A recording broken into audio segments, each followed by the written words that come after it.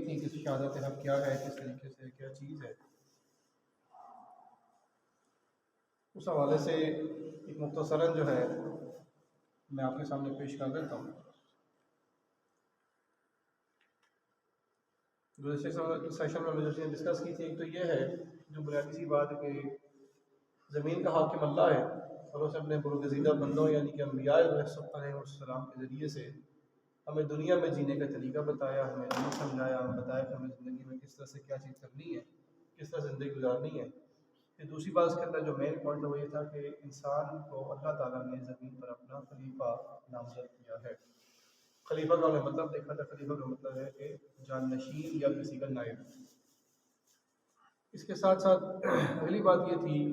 جو ہم نے وہاں پر اس وقت دیکھی تھی، وہ یہ کہ خدا کو اس کا دین کو مان لینا کافی نہیں ہے، بلکہ ایمان لانے کے ساتھ کچھ ذمہ داریاں بھی ہم پر عائد ہوتی ہیں۔ وہ ذمہ داریاں کیا کیا ہیں؟ اس میں سب سے بڑی ذمہ داری یہ ہے کہ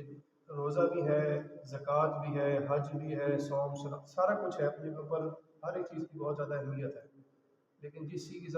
سب سے زیادہ اہمیت ہمیشہ سے رہی ہے اور بطور خاص آج کل کے دور کے اندر ہے، وہ یہ ہے کہ اس حق کے اوپر گواہ بن کر کھڑے ہو جانا جس پر ہم ایمان لائیں، یعنی کہ اللہ تعالیٰ حق ہے، اللہ تعالیٰ کے انبیاء یہاں پر جو دنیا میں آئے وہ سارے حق ہیں، ان کی جو باتیں ہیں وہ ساری حق ہیں، اور اللہ کے دین کو پوری دنیا کے اوپر نافذ کرنا، پوری دنیا کو اس کا پیغام پہنچانا، یہ اصل میں سب سے بڑی ذمہ داری ہے جو ہم پر عائد ہوتی ہے۔ اسی لیے قرآن نے ہمیں امت وسطیٰ کہہ کر جو ہے مخاطب کیا، جس کا مطلب یہی ہے کہ آپ یعنی کہ ہم جو ہیں وہ انبیاء کے درمیان اور آنے والی جو قومیں ہیں ان کے بعد یعنی نبی صلی اللہ علیہ وسلم کے بعد ہم اس کے درمیان ایک ان کا کردار ادا کر رہے ہیں۔ یہاں کا جو پیغام ہم تک پہنچا اس پیغام کو ہم نے آگے ہم تک پہنچا۔ یہ وہ شہادت ہے، یہ وہ ذمہ داری ہے، شہادت کو ٹھیک طریقے سے پہنچانے کی ذمہ داری بیسیکلی ہمیں سونپی گئی ہے۔ اور اگر ہم اس میں کامیاب نہ ہوں اور ہم اس کے اوپر ٹھیک طریقے سے عمل پیرا نہ ہو سکے تو وہ کیا انجام ہو جس سے ہمیں ڈرایا گیا ہے کہ بنی اسرائیل جو اس سے پہلے تھے جن کو ہم یہودی کہتے ہیں، ان کے ساتھ کیا ہوا تھا؟ وہی ہوا تھا کہ ضربت علیہم الذلہ والمسکنہ وباءوا بغضب من اللہ، ان کے اوپر ذلت اور مسکنہ طاری ہو گئی تھی، ان کے اوپر طاری کر دی گئی تھی۔ وہی سچویشن ہے جو آج ہم اپنے اوپر دیکھ رہے ہیں کہ مسلمان ہر جگہ پر نیست و نابود ہوئے ہیں، کوئی ان کے اوپر سامنے حال نہیں۔ اب ہم اس سے تھوڑا سا آگے چلتے ہیں، اور اس کے اندر جو پہلی چیز ہے وہ یہ ہے کی اہمیت کیا ہے۔ یہ جو ہم شہادت حق کہتے ہیں یعنی کہ اللہ کے دین کے اوپر گواہ بن جانا کہ یہ دین ہی سچا ہے اور اس نے دنیا پر غالب آنا ہے، اس کی اہمیت کیا ہے؟ اس کے انداز سے کیجیے کہ نوع انسانی ہے، پورے انسانی نسل جو ہے، اللہ تعالیٰ نے بعض اور جزا و سزا کا جو قانون مقرر کیا ہے اس کی ساری بنیاد ہی اس گواہی پر ہے۔ اللہ تعالیٰ حکیم و رحیم اور قائم بالقسط ہے،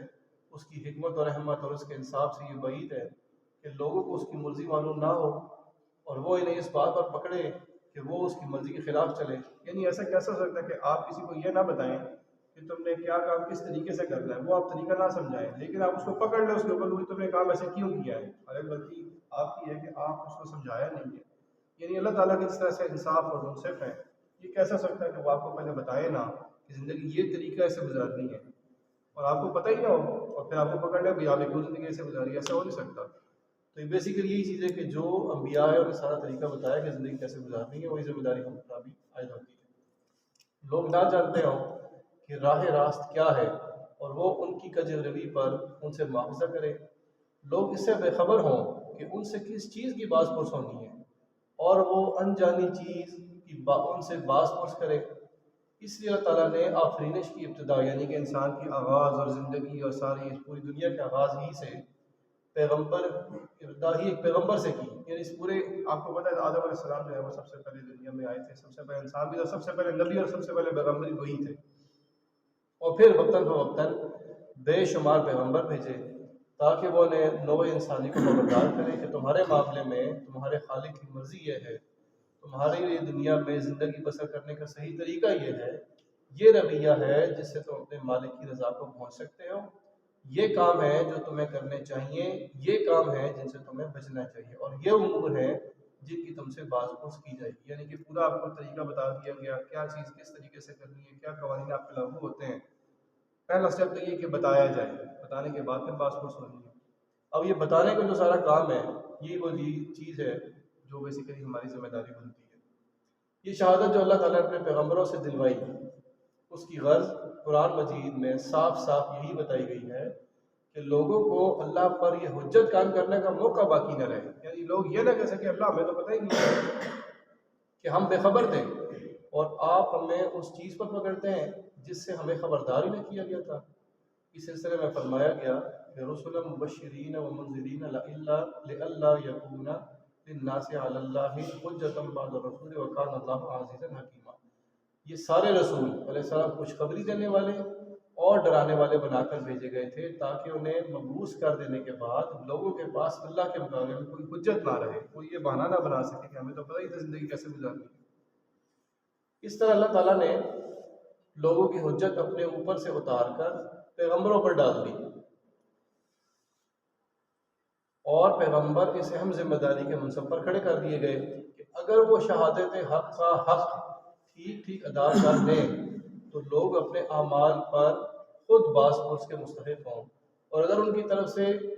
ادائے شہادت میں کوتاہی ہو تو لوگوں کی گمراہی اور کوتاہی کا مواخذہ یعنی سوال جواب خود پوچھ گچھ پیغمبروں سے کیا جائے. دوسرے الفاظ میں پیغمبروں کے منصب کی نزاکت یہ تھی کہ یا تو وہ حق کی شہادت ٹھیک ٹھیک ادا کر کے لوگوں پر حجت قائم کریں,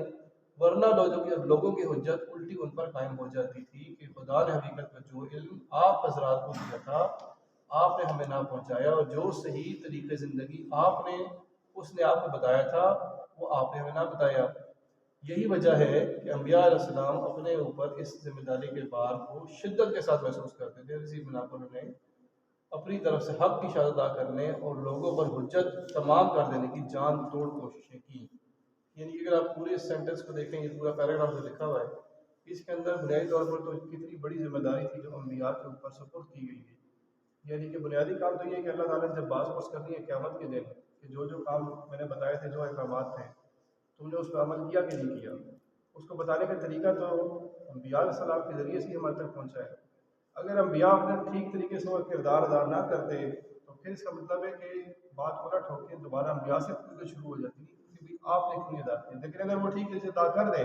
تو پھر لوگوں کو حجت قائم ہو جاتی ہے کہ بھائی آپ تک تو بات پہنچ گئی تھی لیکن آپ نے اس کو بنا کے عمل نہیں کیا. یہ بنیادی بات ہے کہ یہ منصب کتنا اہم ہے اور یہ ذمہ داری کتنی بڑی ہے. پھر انبیاء کے ذریعے سے جن لوگوں نے حق کا علم اور ہدایت کا راستہ پایا, اب یہ اس کے بعد کی سٹیج آ گئی ہے. انبیاء تو ظاہر ہے کہ ایک سلسلہ نبوت کا تھا وہ ختم ہو گیا, آخری نبی حضرت محمد صلی اللہ علیہ وسلم دنیا میں تشریف لائے, ہم ان کی امتی ہیں. اب جن لوگوں نے حق کا علم اور ہدایت کا راستہ پایا ان انبیاء کے ذریعے سے وہ ایک امت بنائے گئے, اور وہی منصب شہادت کی ذمہ داری جس کا بار انبیاء پر ڈالا گیا تھا اب اس امت کے حصہ میں آئی. یعنی کہ وہ بوجھ, وہ اہم ترین فریضہ جو ان کے ذمہ تھا اب بنیادی طور پر یہ ہمارے اوپر آ چکا ہے. ہم چاہیں یا نہ چاہیں یہ ہمارے اوپر آ چکا ہے. اللہ تعالیٰ ہم سے پوچھیں گے کہ بھئی آپ کو ذمہ داری دی گئی تھی کہ دین کو ٹھیک طریقے سے لوگوں تک پہنچاؤ تو آپ نے کیوں نہیں پہنچایا. انبیاء کا مقام ہونے کی حیثیت سے اس کا یہ مقام قرار پائے کہ اگر یہ امت شہادت کا حق ادا کر دے اور لوگ درست نہ ہوں تو یہ اجر پائے گی اور لوگ پکڑے جائیں گے. ہم نے بتایا, لوگوں نے عمل نہیں کیا, لوگوں کی پکڑ ہونی ہے, ہماری اس میں نجات ہو جانی ہے. اور یہ حق کی شہادت دینے میں کوتاہی کرے یا حق کے بجائے الٹی باطل کی شہادت دینے لگے تو لوگوں سے پہلے ہی پکڑی جائے کہ بھئی آپ نے ٹھیک نہیں پہنچایا, پکڑ ہماری پہلے ہو جائے. اس سے خود اس کے اعمال کی باز پرس بھی ہوگی اور ان لوگوں کے اعمال کی بھی جو اس کے صحیح شہادت نہ دینے یا غلط شہادت دینے کی وجہ سے گمراہ اور مفسد اور غلط کار رہے. یعنی کہ ان کے گناہوں کا بوجھ بھی پھر یہ وہی لوگ اٹھائیں گے جن کے اوپر یہ ذمہ داری آ چکی ہے. حضرات, یہ ہے شہادت حق کی وہ نازک ذمہ داری جو مجھ پر, آپ پر اور ان سب لوگوں پر عائد ہوتی ہے جو اپنے آپ کو امت مسلمہ کہتے ہیں اور جن کے پاس خدا کی کتاب اور اس کے انبیاء کی ہدایت پہنچ چکی ہے. اب دیکھیے کہ اس شہادت کے ادا کرنے کا طریقہ کیا ہے. طریقہ کیا ہے؟ اب شہادت دو طرح کی ہوتی ہیں, ایک قولی شہادت ہے اور دوسری جو ہے وہ عملی شہادت ہے. اب اس میں پہلی چیز کو دیکھ لیتے ہیں کہ جو قولی شہادت ہے. قولی شہادت کی صورت یہ ہے کہ ہم زبان اور قلم سے دنیا پر اس حق کو واضح کریں جو انبیاء کے ذریعے ہمیں پہنچائے.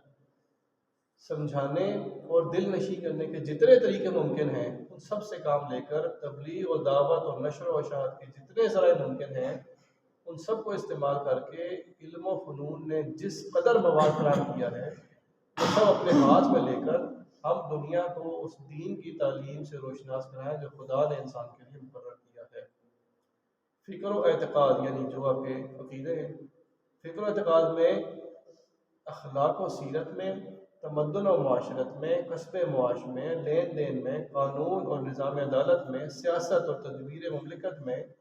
اور بین الانسانی معاملات کے تمام دوسرے پہلوؤں میں اس دین نے انسان کی رہنمائی کے لیے جو کچھ پیش کیا ہے اسے ہم خوب کھول کھول کر بیان کریں، دلائل اور شواہد سے اس کا حق ہونا ثابت کر رہے ہیں،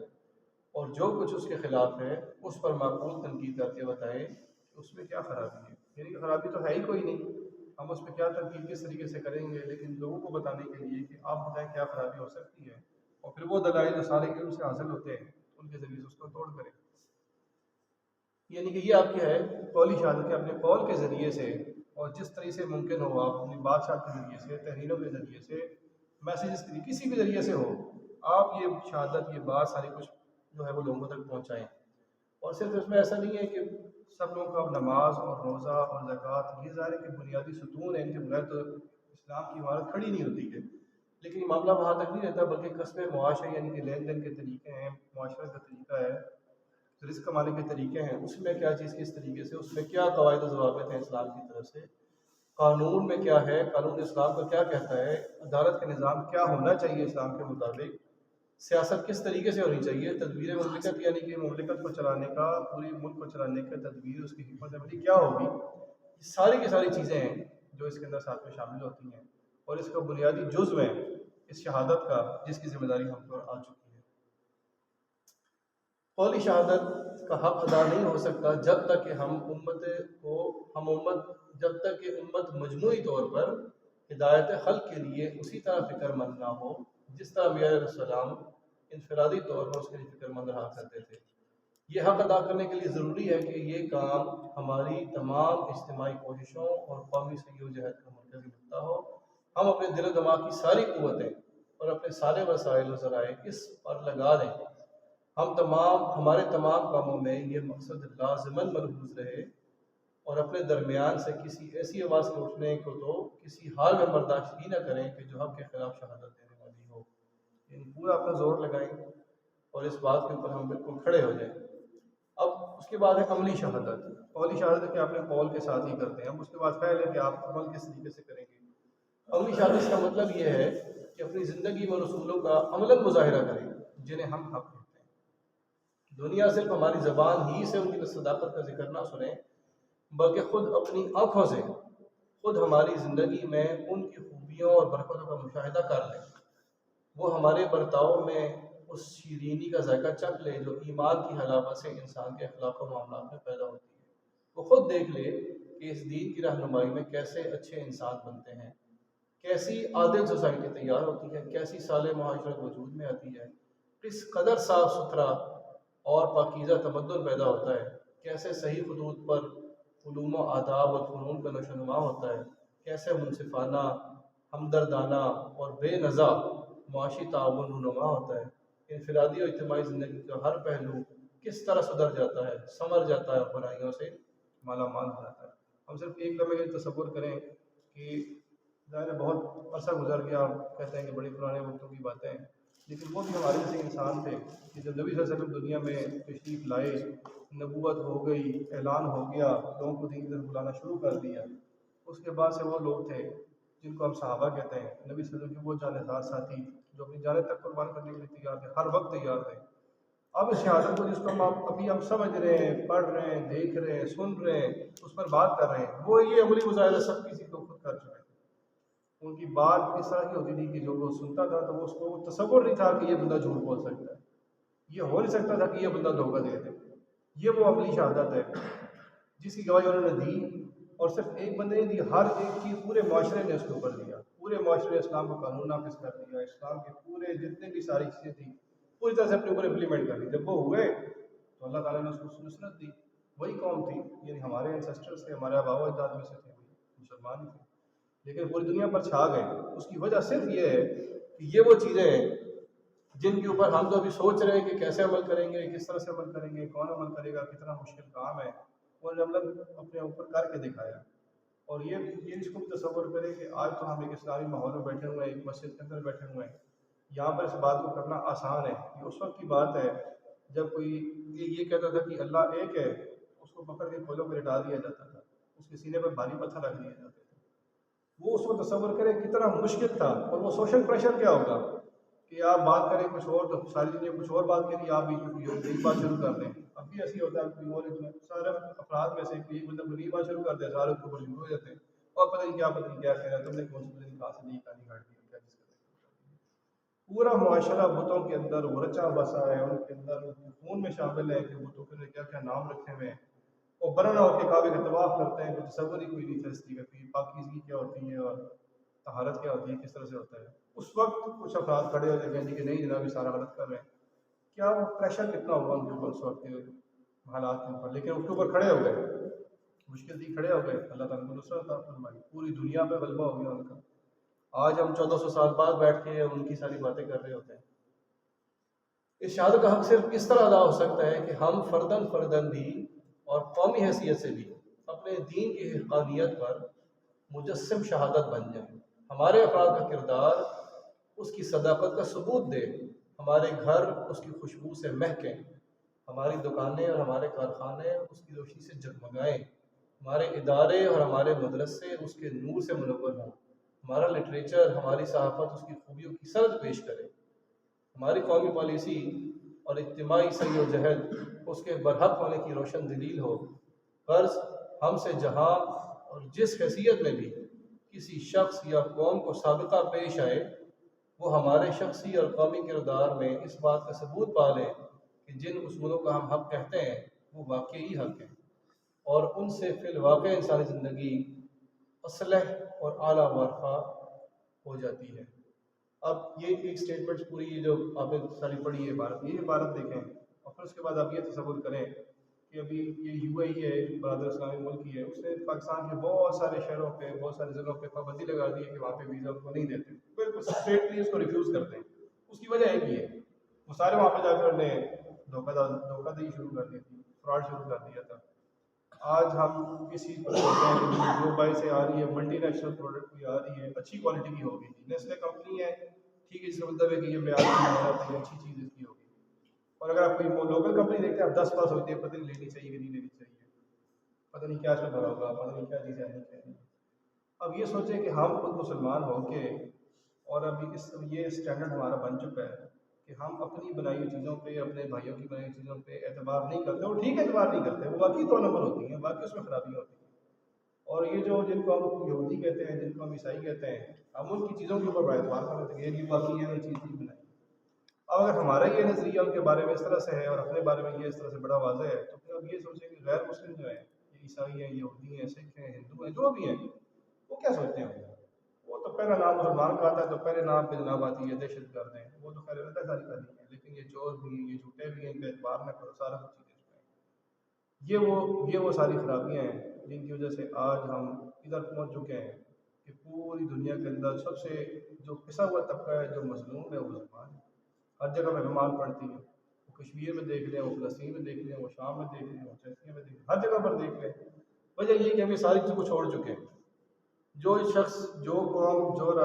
فرد بھی ہم سے رابطے میں آتا ہے، وہ پہلے ہی سوچتا ہے کہ پتہ نہیں اس کے ساتھ میں اگر کوئی کروں گا تو یہ مجھے دھوکہ نہ دے دے، یہ جھوٹ بول رہا ہوگا، سچ بول رہا ہے کہ نہیں بول رہا، یہ ہمارا کردار بن چکا ہے۔ یہ وہ چیزیں ہیں جس وجہ سے ہمارے یہ سارا معاملہ بن چکا ہے۔ آج کا معاملہ سیشن اتنے ہی انشاءاللہ رکھتے ہیں، آئندہ جو سیشن ہوگا اس کے بعد انشاءاللہ کنٹینیو کریں گے۔